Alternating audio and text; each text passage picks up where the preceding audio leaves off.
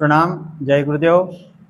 इस युग धर्म विस्तार में प्रज्ञा पुत्रों की कड़ी में जुड़े हुए हमारे बीच में आदरणीय आप श्रीमान नीलकंठ राव जी बोबड़े, आप शासकीय सेवा में आपने कार्य किया है। सेवा नृत्य के बाद भी गुरु जी के काम को गति दी है। तो सबसे पहले इस मिशन में, इस प्रज्ञा पुत्र के इसमें आपका स्वागत है, अभिनंदन है। और आपसे हम लोग चर्चा करना चाह रहे हैं कि आप इस गायत्री परिवार जो मिशन है परम पूज्य गुरुदेव परम वंदनीय माता जी का बना हुआ, उस मिशन में आप कब जुड़े और किस माध्यम से आपका इस मिशन से जुड़ना हुआ, ये विषय के ऊपर आप विस्तार से हम सबको समझाएंगे, ऐसा आपसे आग्रह है।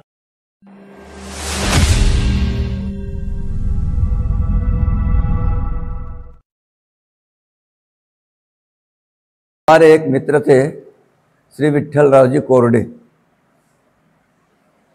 उनके घर में मेरा आना जाना था और उनके घर में जब मैं गया, वैसे तो बहुत बार जाता था, परंतु एक ऐसे समय में गया कि उनके घर में गायत्री महामंत्र फ्रेम किया हुआ दीवार पर लगाया हुआ था।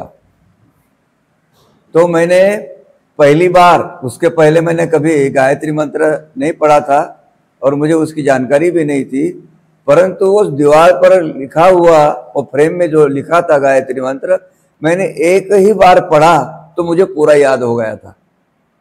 और तब से मैं प्रतिदिन रात्रि सोने के पहले गायत्री मंत्र बोला करता था और उसके बाद में ही मैं सोता था।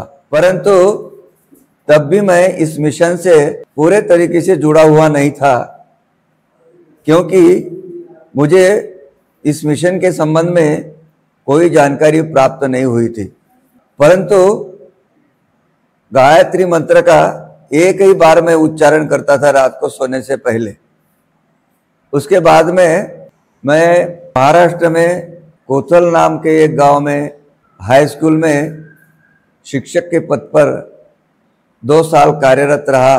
तो उस समय इस मंत्र के जाप में व्याधि निर्माण हुई।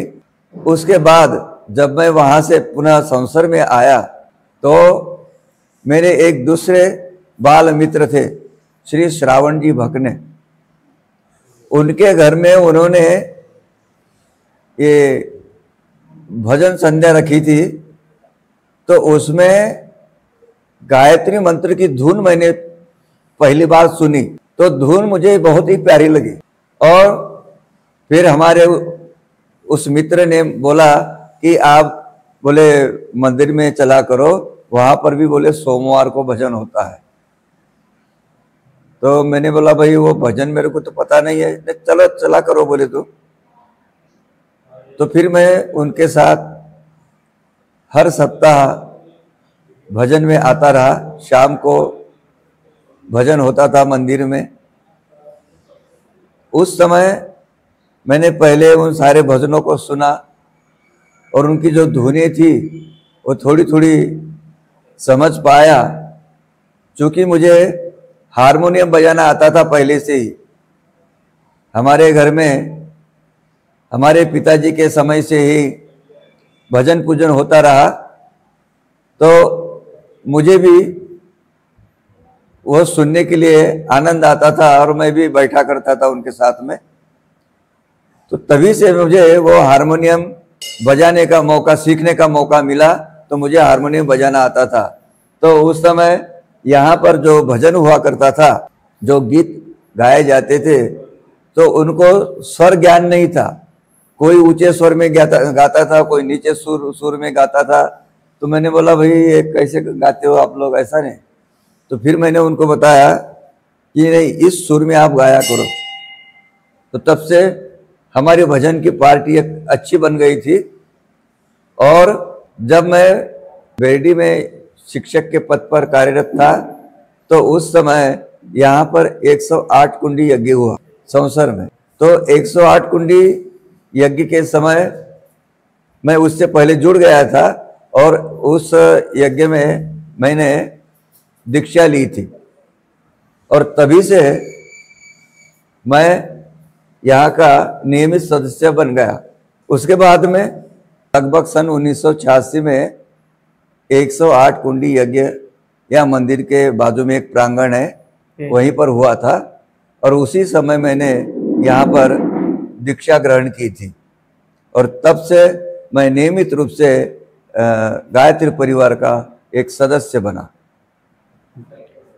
1986 में आपने दीक्षा लेने के पश्चात आप निरंतर गायत्री मंत्र का जाप करते रहे और जाप करने के पश्चात निरंतर मंदिर में आना जाना आपका लगा रहा। लेकिन आपको कैसा महसूस हुआ कि भाई गुरु सत्ता परम पूज्य गुरुदेव परम वंदनीय माता जी का निवास स्थान तो शांति कुंज था, तो आप सर्वप्रथम शांति कुंज किस माध्यम से गए, किसके माध्यम से वहां शांति कुंज में पहुंचे? जब मैं नियमित सदस्य बना गायत्री परिवार का, तो तब यहाँ के जो प्रमुख ट्रस्टी थे आदरणीय श्री भेंडे गुरुजी, उन्होंने मुझसे कहा कि आप शांति कुंज हो आइए। तो मैं कुछ मित्रों के साथ 1988 में शांति कुंज गया।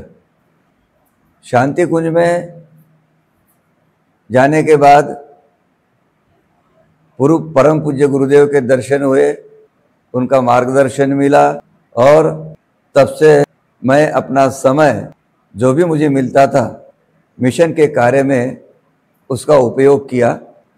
उसके बाद पुनः मुझे 1990 में परम पूज्य गुरुदेव जाने के उपरांत श्रद्धांजलि का कार्यक्रम हुआ, तो उस समय भी मैं शांति कुंज गया। पहली बार जब शांति कुंज गया तो वहाँ पर मैंने 9 दिवसीय सत्र किया था। उसके बाद फिर गायत्री परिवार का प्रचार प्रसार करने के लिए आदरणीय श्री भेंडे गुरुजी के द्वारा टोली बनाई गई थी, तो उस टोली में भी मैं गायक के रूप में और कर्मकांड करने के लिए उनके साथ जाता था। तो ऐसे कई गांवों में उस समय हमने मिशन को बढ़ाने के लिए, मिशन का कार्य क्या है, परम पूज्य गुरुदेव ने यह मिशन इसलिए बनाया है, आदि सभी बातों पर वहाँ पर चर्चा होती थी और इस प्रकार कई गांवों में हमने जाकर प्रचार प्रसार का महती कार्य किया। तो ऐसे कुछ गुरुजी से मिलने की घटना ऐसी आपको जानकारी होगी उस घटना की, तो उस घटना को आप 1981 में 16 दिसंबर को परम पूज्य गुरुदेव संसर शक्तिपीठ में गायत्री माता की प्राण प्रतिष्ठा करने के लिए आए थे। उस समय पहली बार मैंने गुरुजी को देखा। गुरुजी का मैंने तेजस्वी रूप देखा और उन्होंने जो भी उद्बोधन यहाँ पर किया था उसको मैंने पूरा सुना, परंतु उस समय मैं गायत्री परिवार से जुड़ा नहीं था।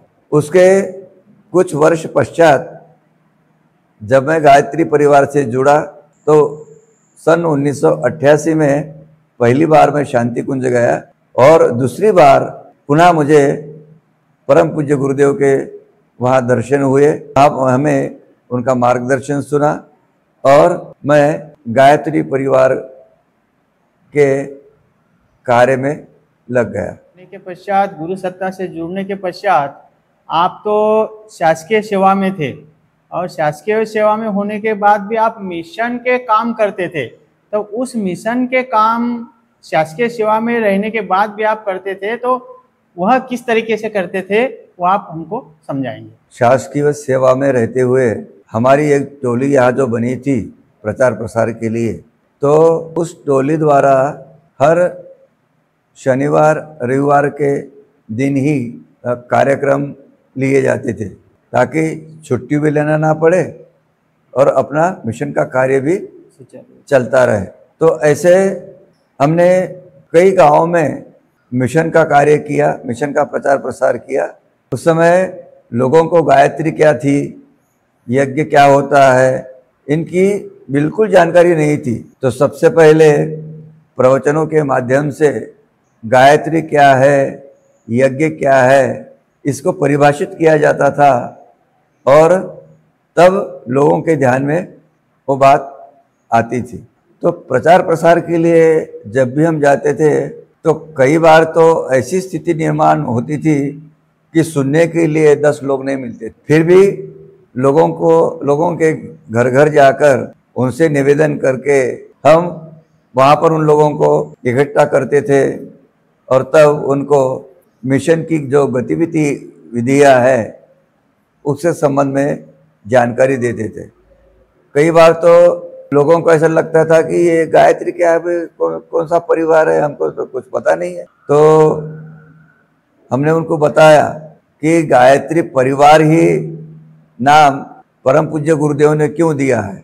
परिवार में क्योंकि परिवार में जो सदस्य होते हैं वो एक दूसरे के साथ में हमेशा घुलते मिलते रहते हैं, आपस में उनकी बातचीत होती है, उनमें अपनापन होता है। तो इसलिए जाति के भेद को दूर करते हुए सभी लोगों को उसमें आमंत्रित किया जाता था। बताया जाता था कि यह किसी जाति विशेष का परिवार नहीं है, ये जितने भी लोग हैं, चाहे अमीर हो चाहे गरीब हो, या ऊंची जाति के हो नीची जाति के हो, उसमें कोई भी भेदभाव नहीं होता था और सबको बड़े प्यार से बुला के उनके साथ खाना भी खाया करते थे ताकि उनको लगे कि ये वास्तविकता इनमें अपनापन है और ये सब मिलनसार है और हम सब एक है कि भावना उनमें भी जागृत होती थी। कई बार तो ऐसा होता था कि पहले रास्ते नहीं थे गांव में जाने के लिए, तो पैदल जाना पड़ता था। कई गांव में साइकिल से जाया करते थे, कई गांव में फिर जहाँ रास्ता अच्छा था वहाँ पर मोटरसाइकिल से भी जाया करते थे और ज़्यादा ही दूर का कोई गांव हुआ तो फिर किसी की गाड़ी लेकर हम जाया करते थे। कई बार तो ऐसी स्थिति वहाँ पर निर्माण होती थी कि भेड़ बकरियां वहाँ पर बन जाती थी और उनको निकाल के वहीं पर हम लोग फिर सोते थे। तो ऐसी भी परिस्थितियाँ हमको दिखाई दी थी और इन परिस्थितियों में से भी हम गुजरे और तब भी हमने परम पूज्य गुरुदेव का जो कार्य है उसको निरंतर जारी रखा। हम टोली में जाया करते थे तो एक बार की घटना मुझे याद आ रही है। संसद से कुछ दूरी पर 25-30 किलोमीटर की दूरी पर एक गांव है बड़ौसा।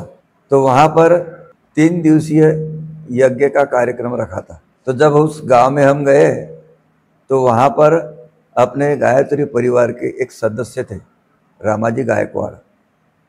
उनके घर में हमारे भोजन की व्यवस्था उन्होंने की थी। तो जब हम वहाँ पर भोजन करने बैठे तो उन्हें ऐसा लगा कि मैं अभी इनका स्वागत कैसे करूं, क्योंकि ये मेरे घर में आए हैं। तो उन्होंने भोजन के साथ साथ एक एक कटोरी घी भी हमारे पात्र में रखा था। तो तब हमको ऐसा लगा कि गुरु जी के कैसे कैसे पुत्र है जो कि अपने लोगों के लिए, उनके सम्मान के लिए, और उन्हें ऐसा लगा कि मैं अभी इनको क्या क्या खिलाऊं। तो वह जो स्थिति उस समय हुई तो मेरा मन बड़ा व्याकुल हो गया था। अभी भी बोलते समय वह जो घटना मुझे याद आ रही है तो अभी भी मेरा मन व्याकुल ही हो रहा है। तो ऐसे कई बार हमको ऐसे कई घटनाओं से गुजरना पड़ा। लोग बड़े प्यार से हमको भोजन कराते थे, बड़े आत्मीयता से हमारा सम्मान करते थे। तो ये सारा सम्मान हमारा नहीं था, ये परम पूज्य गुरुदेव का सम्मान था कि उन्होंने ऐसे ऐसे पुत्रों को निर्माण किया था। दूसरी एक घटना, जब हम लोधी खेड़ा में 3 दिवसीय यज्ञ करने गए थे, 3 दिवस का कार्यक्रम था, तो वहाँ पर भी हमें वहाँ के जो गायत्री परिवार के सदस्य थे, आदरणीय महाजन गुरुजी, वो हाई स्कूल में टीचर थे, उनका पूरा परिवार गायत्रीमय था। और वहाँ का जो आदरातिथ्य था वह बेमिसाल था। शिक्षक होते हुए, घर में समृद्धि होते हुए, वे पैर धुलाने से लेकर, हाथ धुलाने से लेकर और बड़े ही प्रेम भाव से सबको भोजन कराते थे। ऐसा एक परिवार मैंने उस समय अपने जीवन में देखा। तो ये उनका गुरुदेव के प्रति, गायत्री के प्रति बड़े ही समर्पित भाव से सारा कार्य करते थे। उनका गायत्री परिवार के प्रति, गुरुदेव के प्रति पूरा समर्पण था। आप श्री नीलकंठ जी बोबड़े, आपने अपने जीवन में गायत्रीमय बनाते हुए पूरा विस्तार दिया, विस्तार से आपने हम सबको समझाया। इसके लिए आपका बहुत बहुत धन्यवाद और इसी आशा अपेक्षा के साथ पुनः आपसे मिलेंगे। धन्यवाद। हमारे YouTube चैनल सब्सक्राइब करें एवं बेल आइकन जरूर दबाएं ताकि गायत्री परिवार की विभिन्न गतिविधियों की जानकारी आपको मिलती रहे।